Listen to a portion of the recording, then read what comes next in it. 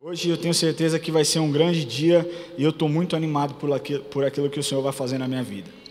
O Senhor me deu uma palavra para falar com vocês aqui, e eu confesso para vocês que quando o Senhor me deu o livro de Romanos para ler, Romanos é um dos livros que eu mais gosto, eu falei, poxa Senhor, mas esse é um texto que já foi pregado tantas vezes dentro da igreja, por que eu tenho que falar de novo esse texto? Pastores mais conceituados do que eu, pastores com mais conhecimentos teológicos do que eu, pastores com mais experiência do que eu, já falaram a respeito disso, porque eu tenho que falar. E o Senhor foi muito claro e falou comigo, filho, muitas das coisas que você ouve você não aplica, muitas das coisas que as pessoas na igreja ouvem, elas não aplicam, então você precisa falar, porque nós precisamos mudar. Nós precisamos tornar o conhecimento algo prático. E você vai levar essa palavra para a minha igreja, porque essa palavra ela vai gerar praticidade, vai fazer com que o Evangelho saia do lugar que ele está hoje, para ir para um lugar especial no ano de 2020. Eu acredito que o ano de 2020 vai ser realmente, como o pastor Israel orou, o melhor ano das nossas vidas. Amém? Glória a Deus. Vamos fechar os nossos olhos antes de começar, para nós orarmos. Senhor Deus, eu te agradeço, Pai, pela oportunidade de estar neste lugar, Senhor. Eu te louvo, Pai, porque o Senhor é um Deus bom, o Senhor é um Deus misericordioso, o Senhor é um Deus que tem cuidado de todas as coisas desta igreja, Senhor. E eu te peço, Pai, que eu apenas seja um canal daquilo que o Senhor quer falar para a tua igreja, Senhor. Que não haja vaidade na minha vida, que não haja, Senhor, autoconfiança, autossuficiência, Senhor. Eu, sem o teu poder e sem a tua presença, eu não sou absolutamente nada, eu preciso de ti. As pessoas que estão aqui, elas precisam de ti. As pessoas que entraram aqui, elas entraram porque elas precisam algo do Senhor, Deus. E eu peço, Pai, que o Senhor me use, Deus. Que essas pessoas não percam a oportunidade de conhecer mais no dia de hoje, em nome de Jesus. Amém. Glória a Deus. Vamos começar. O tema da minha mensagem hoje é Eu não me envergonho. Quantos aqui sentem vergonha de alguma coisa? Vou mudar a pergunta. Quem não sente vergonha de nada, absolutamente nada? Eu acredito que todo mundo tem algum ponto onde sente vergonha de algo, não é verdade? Quem aqui passou por algum problema ou alguma situação que gerou uma vergonha nesse fim de ano? Pode ter sido até uma vergonha alheia. Eu passei por um que eu queria me enfiar dentro da terra e aparecer aqui em São Paulo. Quem aqui passou por algo esse fim de ano? Eu vou contar o que aconteceu comigo esse fim de ano. Nós estávamos em Ibaté, São Carlos. Interior, não tem muita coisa que fazer ali em Ibaté, em São Carlos, né? E então o tio da Erika falou, olha, a cidade lá, a pracinha central, está bem iluminada, está bem bonito, vamos lá assistir, vamos lá ver. E nós fomos ver. E o John, meu filho pequenininho, ele é muito ogro, gente. Ele não sabe brincar. Ele já fez o Enzo sangrar umas 4 vezes.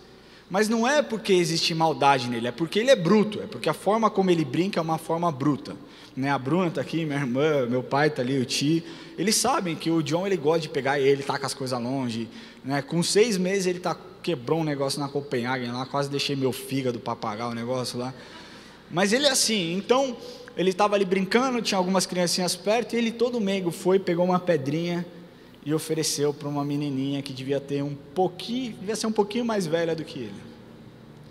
A menininha fez, Eu não sei se ele ficou bravo, eu não sei o que deu nele, eu sei que ele largou a pedrinha, e o movimento que ele fez foi esse aqui, ó. Pá! Na cara da menina. Na hora eu falei, já quase levantei com a guarda, né, aqui, porque eu falei, o pai dela vai vir para cima de mim, vai querer pegar, mas eu falei, me perdoa, eu fiquei vermelho, a Erika não sabia onde colocar a cara, me perdoa, a minha vontade era pegar ele, levar ele para dentro do carro, dar umas palmadas nele e falar, não é para fazer isso, não pode bater nas crianças e tudo mais, mas aquele sentimento de vergonha me tirou do sério e me tirou de um lugar onde eu não deveria sair, por conta de uma situação como essa. O pai falou, imagina, é criança, mas eu me senti envergonhado.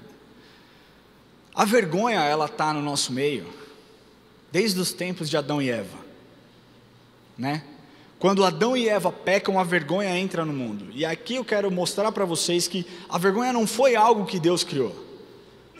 Então, Adão e Eva estão no Éden, comem da fruta proibida, e de repente eles se olham nus. Então se escondem, preparam folhas para cobrir o seu corpo, se cobrem e se escondem da presença de Deus. E quando Deus chega, Deus pergunta: Adão, Eva, cadê vocês? E eles respondem: estamos aqui escondidos, Senhor, porque estamos nus. Sentimos vergonha e estamos nus. Ali a vergonha entrou, e isso mostra claramente que a vergonha não era o propósito de Deus. Porque quando a vergonha entra, ela te oprime, ela muitas vezes te deixa em situação desconfortável, ela muitas vezes não permite com que você faça aquilo que você deveria fazer. Não é verdade? Todo mundo passa por processos de vergonha ao longo da vida. Eu tenho uma foto do Enzo aqui, ó. Põe aquela primeira foto para mim. Olha que lindinho, meu filho. O Enzo é esse aqui, ó. Esse aqui foi dezembro de 2017. O Enzo ia fazer uma apresentação de Natal na Victory, na escola onde ele estudava nos Estados Unidos, e ele estava super animado, ele estava super feliz. Ele se preparou durante meses junto com a Érica, aprendeu as músicas, porque lá canta junto com sinais, e aprendeu a fazer os sinais de Libras e tudo mais, e ele estava pronto. Quando chegou no dia, ele se viu diante de muitas pessoas, ele travou. Ele travou de uma tal forma que a apresentação inteira dele, da primeira à última música, foi desse jeito aqui, ó.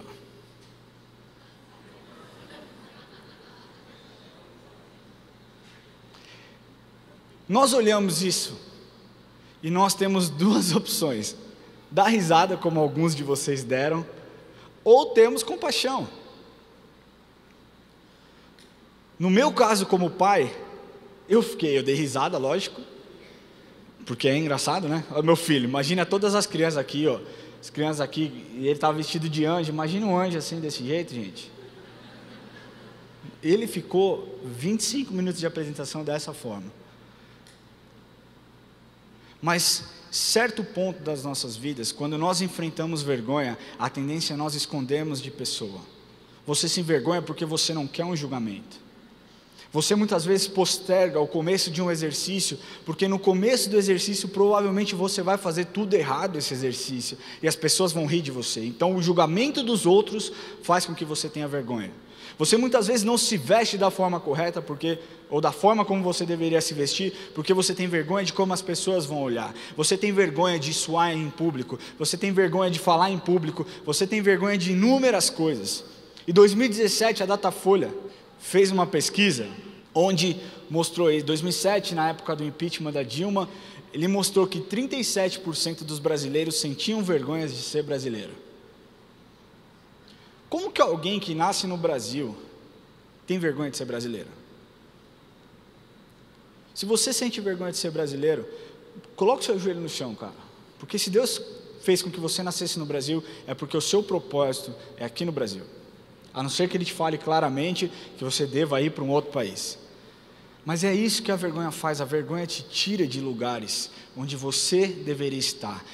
A vergonha ela te coloca em posições de solidão, onde você não quer se relacionar com ninguém. A vergonha ela faz com que você não se abra com pessoas por conta do seu passado. Porque você cometeu um erro lá atrás, você não confia mais em ninguém, e você tem vergonha de expor aquilo que você já viveu. E mais alarmante do que isso, tudo isso aqui faz parte, nós sentimos vergonha. Mas o que mais assusta é cristãos que têm vergonha do Evangelho. E hoje o que nós enfrentamos muito são pessoas que não se posicionam como deveriam se posicionar.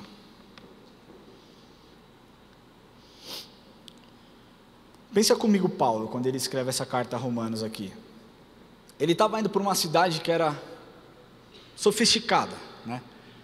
Roma e Atenas na Grécia eram cidades sofisticadas, onde quem era cristão naquela época já era conhecido como um louco, fanatismo religioso, as pessoas zombavam, e Paulo estava indo para lá. Paulo sabia que ele provavelmente seria ridicularizado, Paulo sabia que ele provavelmente sofreria algum tipo de chacota, mas ele não estava ligando, ele não estava nem aí. E por que nós não conseguimos ser como Paulo? Por que nós não conseguimos olhar o Evangelho da forma como Paulo olhou o Evangelho? Paulo, o maior dos apóstolos, do maior perseguidor ao maior apóstolo. Nós precisamos entender quando Paulo diz: eu não me envergonho do Evangelho. E é isso que você precisa entender hoje. As pessoas, elas se envergonham do Evangelho porque querem ser politicamente corretas. Hoje parece que você ser cristão é politicamente incorreto. Então as pessoas se posicionam com relação a tudo, com relação a partido político, com relação a movimentos sociais, mas quando é relacionado ao cristianismo, é melhor eu não falar, porque isso aqui as pessoas podem me olhar de uma outra forma, elas podem não me aceitar. Você está errado, a sua bandeira não tem que ser movimentos, a sua bandeira tem que ser a bandeira de Jesus Cristo. Porque deixa eu te falar, antes de você falar sobre cuidar das pessoas, Jesus Cristo já ensinou que nós deveríamos cuidar das pessoas. Antes de você falar que nós devemos amar os órfãos, Jesus Cristo já nos ensinou através da Bíblia que nós deveríamos cuidar das viúvas e dos órfãos. Então não me venha movimentos dizer que nós criamos a roda, não. Tudo que vocês pregam, ou pelo menos as coisas boas que vocês pregam, está aqui dentro e Deus já mandou nós fazemos. Simples assim.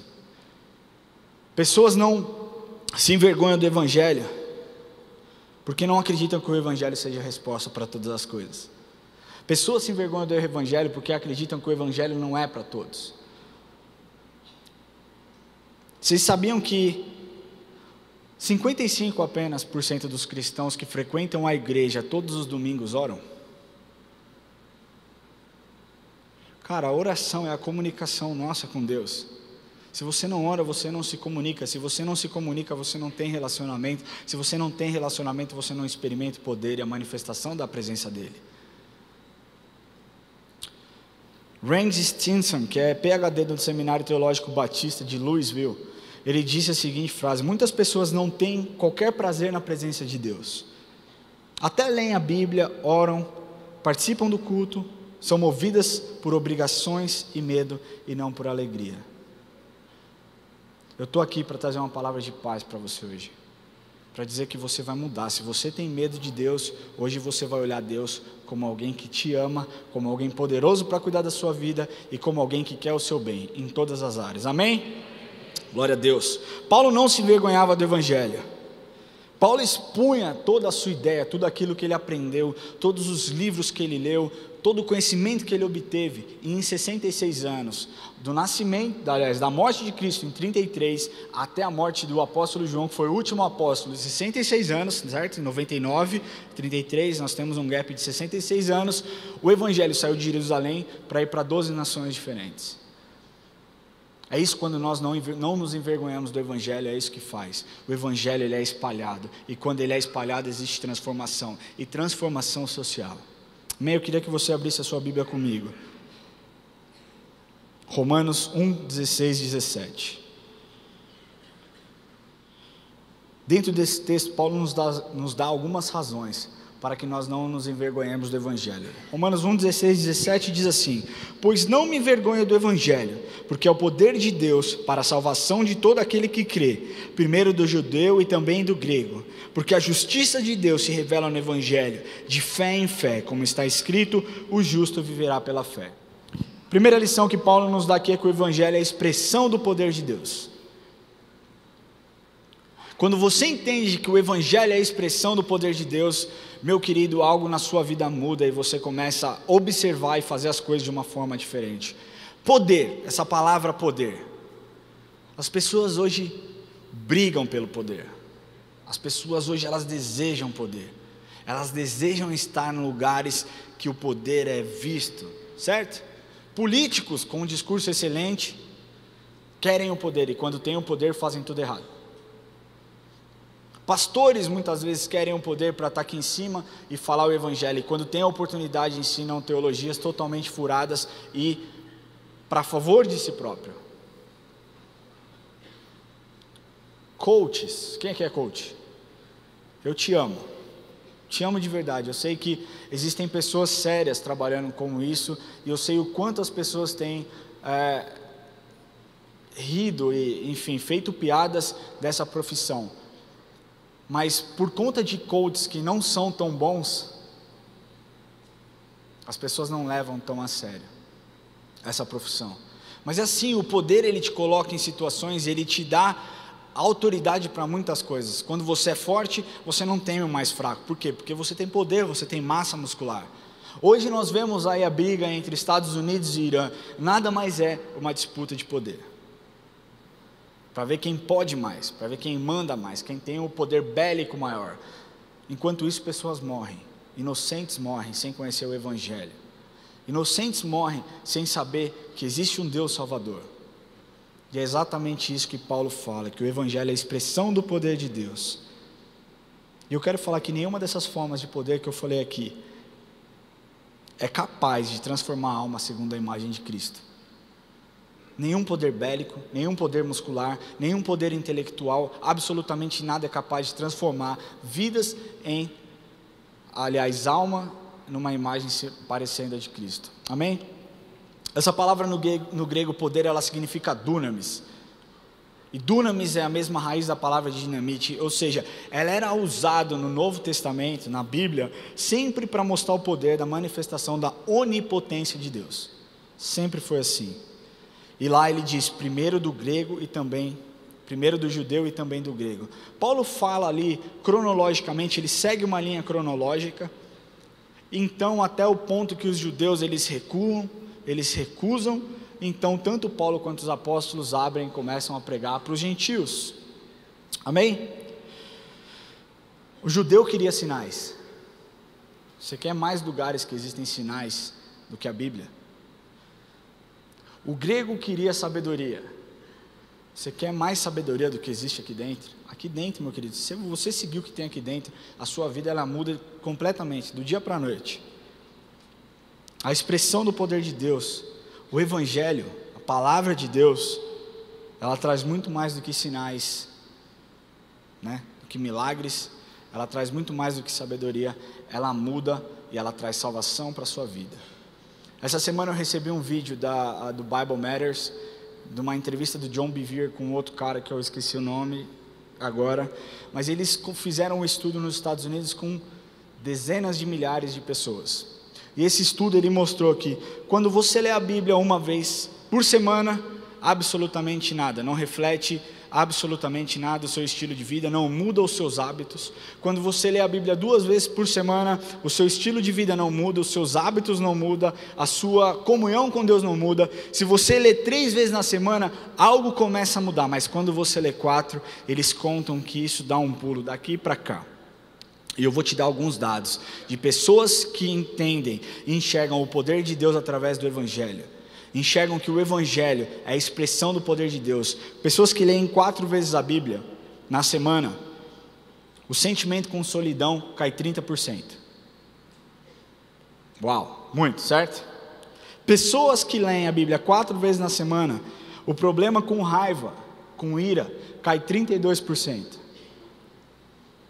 Olha esse dado aqui, problemas de relacionamentos, divórcio, relacionamentos entre pai e filho, cai 40%. Problemas com alcoolismo, cai 57%.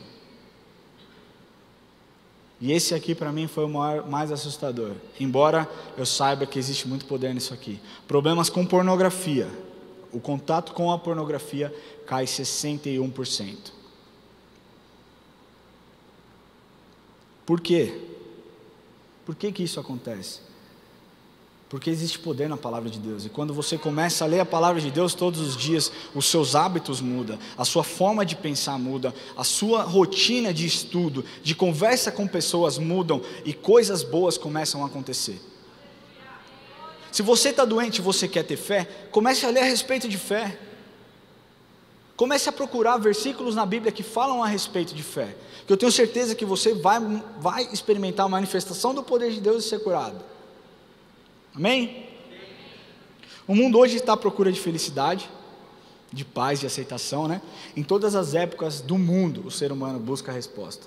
Em cada cultura diferente existe o clamor por uma aceitação, o clamor por uma resposta. Mas para todas as épocas, para todas as culturas, eu vou te mostrar o que basta é isso aqui. É o Evangelho de Deus, que é a expressão do poder dele. Amém?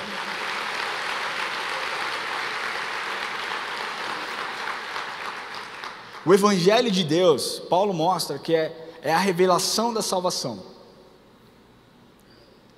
Visto que a justiça de Deus se revela no Evangelho, salvação para todas as áreas na sua vida, meu querido. Sabe, salvação para os seus problemas financeiros, salvação para os seus sentimentos e salvação para a sua vida. Salvar a sua vida. O Evangelho precisa ser revelado como todo conhecimento humano. E aqui é um ponto que eu quero que você preste bastante atenção. Sabe, com todo conhecimento humano, com todo o avanço da tecnologia, da medicina, sabe, com todas as descobertas psicológicas, psiquiátricas, tudo, pessoas continuam não se sentindo amadas. Pessoas continuam com depressão.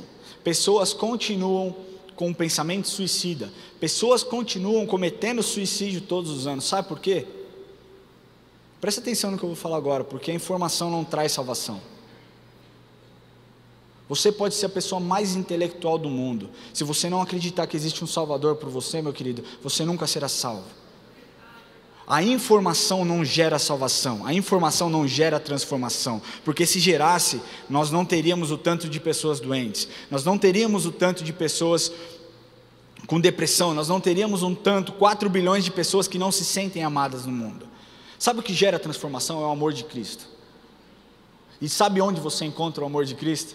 No Evangelho. Você não entendeu. O que gera transformação não é a informação, o que gera transformação é o amor de Cristo. E ele é encontrado no Evangelho, e você tem livre acesso a isso. Você tem livre acesso ao Evangelho. Você pode ler a Bíblia todos os dias e ver que Deus é um Deus de amor.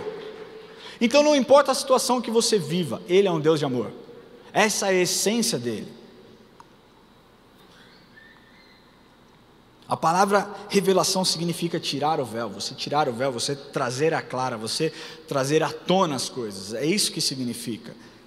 Mas para isso, ele precisa ser o centro da sua vida. Porque quando ele é o centro, as coisas mudam. As coisas mudam de figura, as coisas mudam de forma. Quando Paulo diz que não se envergonhava do Evangelho, ele queria dizer que ele era um instrumento para a manifestação da revelação do poder de Deus. É isso que Paulo quer dizer. Amém? Eu quero te falar que você é um instrumento de Deus para usar o Evangelho e transformar vidas. Como que eu faço isso?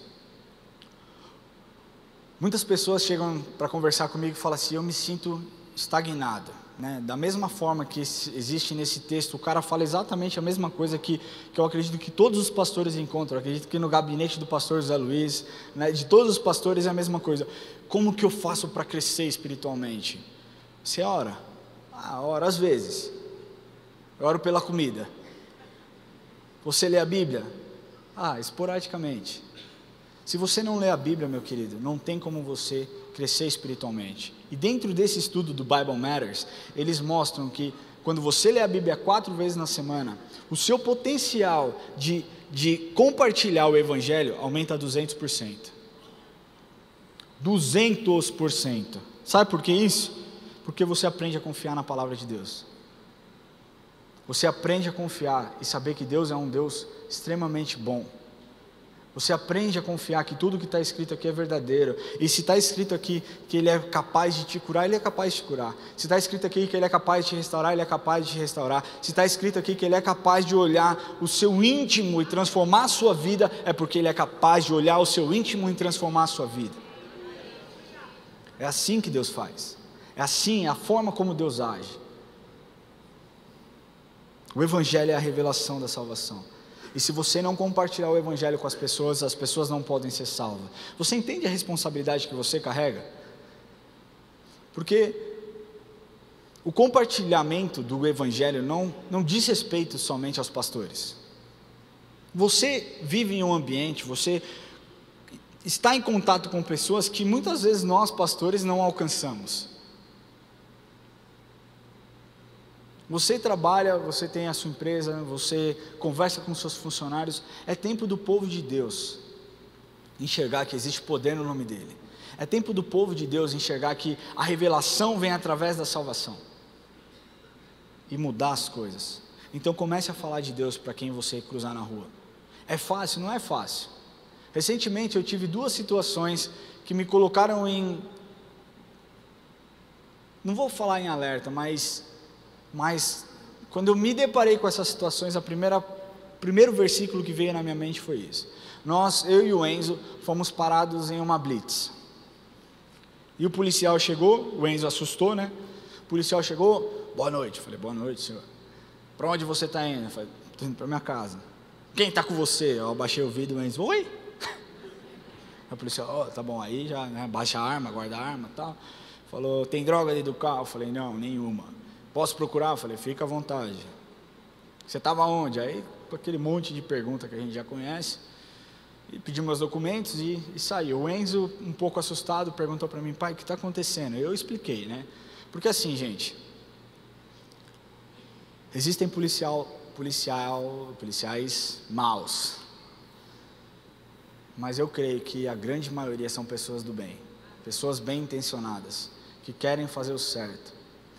Então eu expliquei para o Enzo, enaltecendo a profissão deles, falando, filho, essas pessoas são colocadas por Deus para nos proteger, são pessoas que olham por nós. E deixa eu te falar uma coisa, se você já viveu algum tipo de abuso por conta de autoridades, eu peço perdão, eu não tenho nada para defendê-los, mas da mesma forma, quando pessoas generalizam que todo pastor é picareta, me ofende, eu não gosto de generalizar nenhuma profissão. Eu não gosto de falar que político é tudo ladrão, eu não gosto de falar que policial é tudo sacana, eu não gosto de falar que jornalista é tudo tendencioso, você entende? Então eu prefiro olhar individual e prefiro acreditar que existe o bom dentro de cada um. Então eu contei para o Enzo e quando o policial voltou, Deus falou comigo, ora por ele. E a minha primeira coisa foi, Senhor, eu estou no meio de uma blitz. Se eu pedir para orar, ele vai me dar um tapa na minha orelha, sei lá o que ele vai fazer, vai mandar eu andar, eu não sei. O Senhor falou, você se envergonha ou não se envergonha do Evangelho? Isso eu já tinha começado a preparar essa mensagem. E eu falei, ok, vou orar. E ele chegou, eu falei, como é o seu nome? Perdão, Senhor?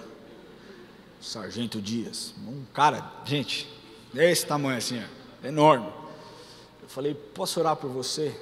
Aí ele tirou o capzinho que ele usava na hora, por favor.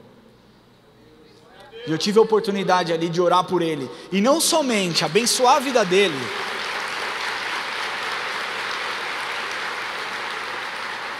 mas ensinar uma lição importante para o meu filho, que estava ali atrás. E ele falou, pai, por que nós oramos por ele? Eu falei, porque nós temos que orar por todo mundo. Ele falou, então se nós encontrarmos um homem morador de rua, nós temos que orar? Eu falei, não só orar, mas temos que prover alimento e o que ele precisar, filho. E é assim que eu tenho vivido. Outro dia num posto de gasolina, a mesma situação. E eu vou falar muitas vezes, não é confortável. Estou sendo muito sincero e muito vulnerável. Não é confortável muitas vezes as pessoas querendo pagar na fila do posto, ser Espírito Santo de Deus, sabe? Te dá um negócio, fala, não posso orar aqui, né? Vamos ali para a salinha, vamos ali dentro, ali, não posso orar por você escondido, mas quando nós expressamos a nossa fé em frente a todos, algo é estartado no meio espiritual. Então não tenha vergonha, e eu sei que a maioria dos crentes tem, quando você começar o seu almoço, de dar a mão para os seus filhos e orar na sua mesa, no restaurante. As pessoas no restaurante sentam e, Senhor abençoe esse alimento, amém, amém. Todo mundo está olhando, nem sabe se começou, se não começou a orar, e está lá, as pessoas se escondem. As pessoas se escondem quando elas têm a oportunidade de compartilhar o Evangelho. Pastor Daniel brinca muito a respeito de crente 007. Agente secreto. O cara vem na igreja, ora, busca, e num ambiente de trabalho o cara fala, sou cristão. Caraca, eu trabalho com você há 10 anos, eu nunca imaginei que você fosse um evangelho. Nós temos que ter bandeira, nós temos que levantar a nossa bandeira, porque a nossa bandeira ela já era salvação. A bandeira de Cristo traz transformação. Eu sou a prova disso, você é a prova disso. O Espírito Santo, dado por Jesus, ele vem para transformar as nossas vidas. E você tem acesso a ele todos os dias, amém? Não se vergonhe do Evangelho, fale com pessoas. Eu te desafio no ano de 2020, sempre que o Senhor colocar, deixa eu te falar uma coisa, sempre que você sentir no coração de orar por alguém, isso não é Satanás te falando para orar, tá? É sempre Deus te incomodando a orar, porque Satanás nunca vai falar para você, ore por aquele irmão, porque ele sabe o poder da oração, ele sabe o que a oração pode gerar. Então sempre que você se sentir incomodado a orar por alguém, ore. Não precisa ser uma oração, não precisa mandar a pessoa ajoelhar, não precisa falar para a pessoa, tira o seu chapéu, senão a unção não vem sobre a sua cabeça. Não precisa de nada disso, precisa só palavras simples e que saiam do seu coração. Diga para essa pessoa que seu dia seja abençoado, o Senhor guarde a vida do seu filho, o Senhor prospere os caminhos dele, que ele possa sentir paz em tudo que ele fizer e que ele conheça o seu amor. Isso é a expressão do amor de Deus. Quando saiu a questão do Porta dos Fundos, e eu não vou mandar editar porque eu não tenho essa autoridade também, mas cara, eu fiquei muito irritado. A gente estava almoçando um dia, cara, aquilo acabou com o meu almoço. A gente estava eu, o Lucas, a Carol, a galera que trabalha na igreja. Me fez tão mal aquilo. E eu falei, Senhor, se eu desejo que alguém não vá para o céu, essa pessoa é tal. E eu fui falar com o Lamartine, domingo, ele veio aqui e falou, gente, vamos tratar com amor, eles não conhecem o Evangelho. E eu fui falar com ele, falei, Lamartine, mas eu não consigo tratar com amor pessoas que zombam do meu Deus. E talvez você sinta a mesma coisa do que eu senti, a mesma raiva que eu senti. Porque a minha vontade era pegar e colocar todo o meu conhecimento que eu sei de artes marciais, colocar em prática naquele momento. Mas o que Deus falou é exatamente isso, para mim. É o meu amor que transforma. Não são as palavras. Não é a informação que transforma. Não é as pessoas se revoltando contra eles e dizendo, vocês vão para o inferno, ó, blasfemadores do capeta. Não é isso que vai gerar transformação. Quando eles virem a atitude de verdadeiros cristãos, isso vai gerar transformação na vida deles. Aquilo foi um tapa na minha cara, porque eu fiquei digerindo aquilo por umas 2 semanas, e eu perdi 2 semanas da minha vida, onde eu podia estar orando por eles, amaldiçoando a vida deles, declarando, lepra, morram. Somos nós, somos humanos. Mas o bom é que quando nós corremos para Deus e nós pedimos sabedoria, Ele através do Evangelho vem e nos traz grandes revelações, e essas revelações mudam a nossa vida e a nossa forma de ver. Então se você tem alguém no seu trabalho que tira uma onda com a sua cara, não se levante contra essa pessoa, saiba que você não está lutando contra ela. Saiba que existe um ambiente espiritual em volta disso, para que ela seja a voz de Satanás para te tirar do sério. Eu pedi para Deus esse ano, conversando com a Erika, eu falei, linda, eu quero ter mais paciência esse ano. Eu quero realmente ser uma pessoa paciente. Eu já sou paciente, eu acho. Só não me critiquem, brincadeira. Eu já sou uma pessoa mais paciente, mas eu pedi para ela, eu quero ser mais paciente. Foi eu falar isso, eu parei o meu carro, nós estávamos voltando, isso aí foi anteontem. Nós estávamos voltando da fazenda, lá onde nós estávamos, da casa do vô da Érica. Foi eu conversar, gente, Deus é testemunha. Eu estava no carro, conversando com ela a respeito disso. Eu falei, eu quero ser mais paciente. Vamos parar que eu preciso abastecer. Parei o carro, vamos parar para dar uma esticada. O John já estava irritado.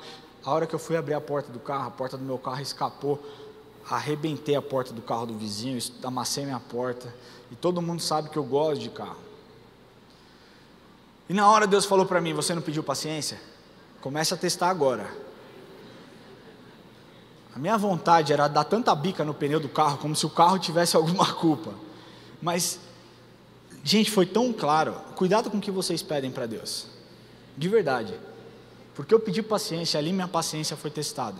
Eu entrei no carro, a gente nem curtiu o lugar, porque, foi uma porrada que tirou um lasco da porta do carro do cara, afundou a porta do cara, afundou o meu, aí deixei um bilhete pro cara lá, pro cara me ligar, torcendo, né? Enfim.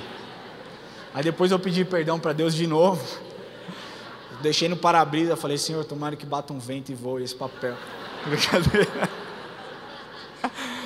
Mas eu deixei, cara, e eu fui do Serra Azul, que foi onde aconteceu, até em casa, quieto, irritado, mano. O Enzo falava, eu falava, fica quieto, Enzo. Shhh. A Erika queria falar comigo, eu falava, por favor, eu quero ouvir a voz do Espírito Santo. Estou muito triste. Quando eu cheguei em casa, eu entrei, eu sentei, eu falei, Deus, Você não podia esperar mais uns 2 dias para testar minha paciência? Bem de cara. Deus falou, se você não for paciente nessas coisas, como você pode ser paciente com pessoas que se levantem contra você? E eu falei, realmente, Senhor, é um bem material. E aí, para minha surpresa, ou não, o cara me ligou. E a gente acertou tudo. Eu falei, cara, me perdoa, não fiz por querer, mas tá aí, vê o que vai ser, eu vou pagar. Aí o cara, não, fica tranquilo, se você não tiver condição. Eu quase falei, eu não tenho. Se você não tiver condição, deixa tudo bem. Eu falei, não, querido, eu estou fazendo com você o que eu gostaria que fizessem comigo. Porque tem um vizinho meu, abençoado seja esse vizinho, que ele bate, acho que todo dia, acho que ele deve acordar e falar, hoje eu vou bater 3 vezes a porta no carro do Ramon. E ele bate, aí depois ele vem com a maior cara de pau.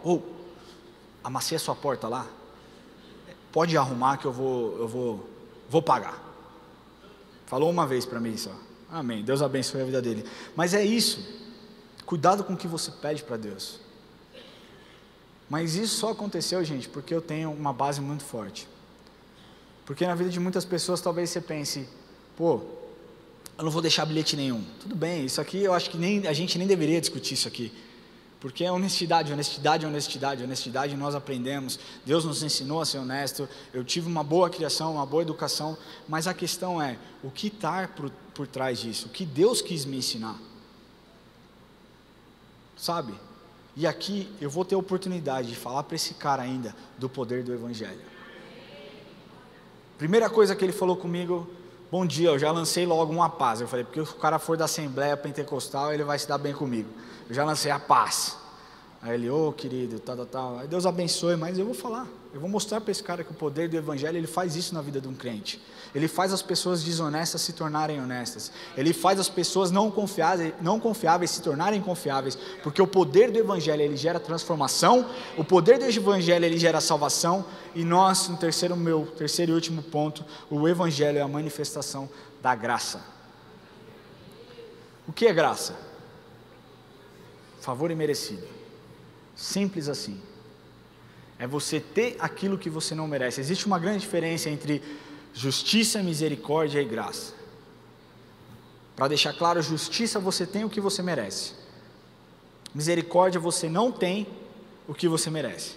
Ou seja, você passou acima do limite de velocidade, você deveria ganhar uma multa, mas você não ganhou porque o seu guarda foi misericordioso com você. Justiça é você ter algo que você não merece, ou seja, é você ter a salvação, embora você não mereça. E deixa eu te falar, não é porque você é imperfeito, é porque nenhum de nós aqui, nessa igreja, nenhum pastor no mundo, o apóstolo Paulo não merecia, o apóstolo Pedro não merecia, absolutamente ninguém merece a salvação. E graças a Deus porque não é por merecimento. Graças a Deus porque não é por merecimento. Porque se fosse, meu querido, nós estaremos todos juntos, de mãos dadas, no inferno, clamando e gritando e gemendo. E é assim que vai ser para aqueles que não confessarem a Jesus como Salvador. Mas, o que é fé? Porque você é salvo pela graça, mediante a fé, certo? Todo mundo comigo na mesma página, amém? Amém. E o que é fé? Eu fui perguntar outro dia para o pastor Zé Luiz, querendo uma resposta. Falei, pastor, por favor, posso falar com você? Ele, pode. Eu falei, pastor, o que é fé? Ele, que é melhor definição do que Hebreus 11:1? Eu falei, eu sei que está lá, mas... Ele falou, essa é a melhor definição. É o que está lá, não adianta nós ficarmos inventando coisas a respeito da fé. Fé é a certeza daquilo que não se vê. Fé é você acreditar em algo, fé é você esperar que algo aconteça, embora você não tenha certeza absoluta que vai acontecer. Você trabalha 30 dias no mês esperando que o quê? Que o seu salário chegue na sua conta no fim do mês. Isso é fé, você está trabalhando, acreditando que algo vai acontecer. E na vida espiritual é a mesma coisa. Fé é você crer que existe um Salvador. E existem evidências, meu querido. Não vê quem não quer. Sabe? São 66 livros na Bíblia, mais de 40 autores diferentes. Se você acha que existe contradição, me mostre. Me mostre, porque foram escritas foram escritas em épocas diferentes, por autores diferentes, livros dentro da Bíblia, escritas por 3 autores diferentes. Não existe contradição dentro do Evangelho, porque o nosso Deus não se contradiz. E quando você pensa que existe contradição, vai conversar com um pastor que conhece teologia. Ele vai te provar por A mais B, que é um complemento de algo que já foi dito, ou de algo que vai ser falado um pouco mais para frente. O Evangelho, ele gera transformação. Um autor desconhecido definiu fé como a autorização da alma aos cuidados de Cristo, uma decisão da alma que afeta seu próprio destino. A palavra fé é tão importante, porque a Bíblia diz, né? Nós temos passagens assim fantásticas. Se você pegar o livro de Hebreus, ele tem vários trechos a respeito de fé. Existe Tiago também que fala que sem fé, fé sem obras é morta. Outro lá, Hebreus, também diz que sem fé é impossível agradar a Deus. Nós precisamos ter fé para nos relacionarmos com Ele. Nós precisamos acreditar que Ele é, sim, o Salvador das nossas vidas, amém? A palavra fé é tão forte que ela aparece só no Novo Testamento 247 vezes. No livro de Romanos ela aparece 39 vezes. E nós aprendemos quando nós estudamos teologia que quando algo é muito repetido dentro de um livro, é porque algo precisa ser mostrado, o autor quer mostrar algo. E Paulo claramente aqui quer nos mostrar o que a fé ela pode gerar. Ela gera transformação. A fé gera transformação, porque você acredita na expressão do amor dele, você acredita na expressão do poder dele, você acredita na manifestação da salvação, e você começa a olhar a Deus com outros olhos, amém? Nós primeiro precisamos crer que Deus no seu infinito amor, nos deu seu Filho, nos libertou, e aqui no livro, se você pegar, porque a justiça de Deus, no versículo 17, né? Porque a justiça de Deus se revela no Evangelho de fé em fé, ou seja, é gradativo.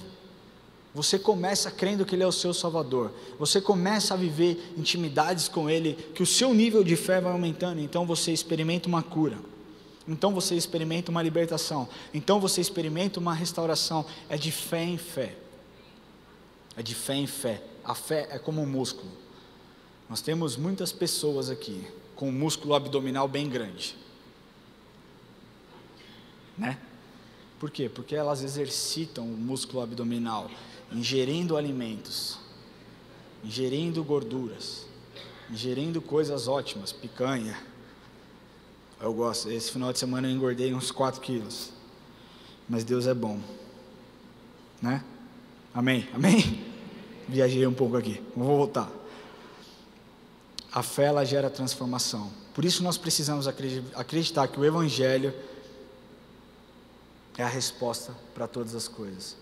E você precisa entender que a resposta para o mundo, a resposta para o seu filho que está perdido nas drogas, a resposta para o seu marido que quer sair de casa, a resposta para a sua esposa que enlouqueceu, está no Evangelho, está dentro de você, porque nós carregamos o Evangelho dentro de nós, amém? O Evangelho é o poder para a salvação. Nós precisamos usar o Evangelho para mudar a cultura, gente. Nós precisamos usar o Evangelho para mudar a cultura, nós precisamos ter acesso a Deus, acesso ao que Ele é e não ao que Ele pode nos dar. As pessoas se relacionam com Deus porque elas querem algo, não porque elas querem a presença dEle. Então a sua meta para o ano de 2020, se relacione com Ele por quem Ele é e não pelo que Ele pode fazer na sua vida, amém?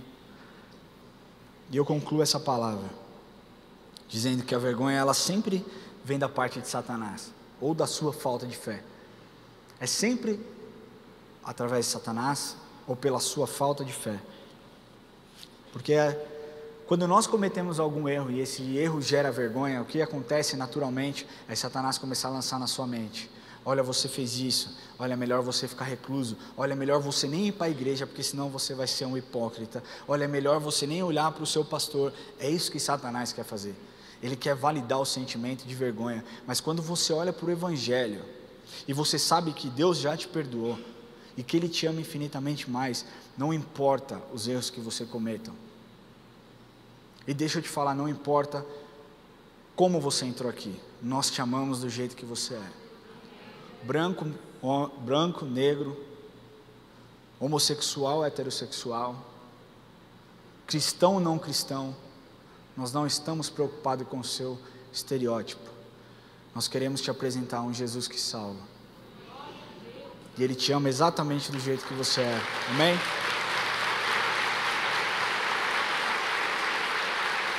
A coisa que eu mais peço quando eu subo para pregar para Deus é que a palavra ela gere transformação.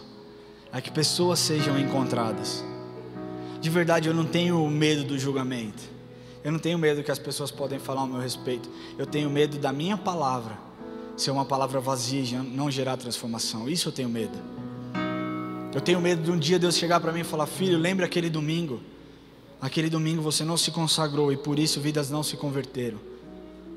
E eu tenho feito da minha vida, das oportunidades que eu tenho de pregar o Evangelho, como se fosse o último dia. A Érica sabe o quão tenso eu fico para subir aqui, o quão temor, o tanto de temor que eu tenho para estar falando diante de vocês. Não é medo, não é vergonha, é temor. É temor de não fazer a coisa do jeito que Deus quer que eu faça. E talvez você tenha esse temor, porque muitas vezes você se distancia de Deus porque você não se acha bom o suficiente, ou porque você vê tantos defeitos dentro de você, e os defeitos geram vergonha, e o medo de ser julgado pelos outros gera vergonha, e a vergonha te afasta da presença dEle, a vergonha te afasta do propósito dEle.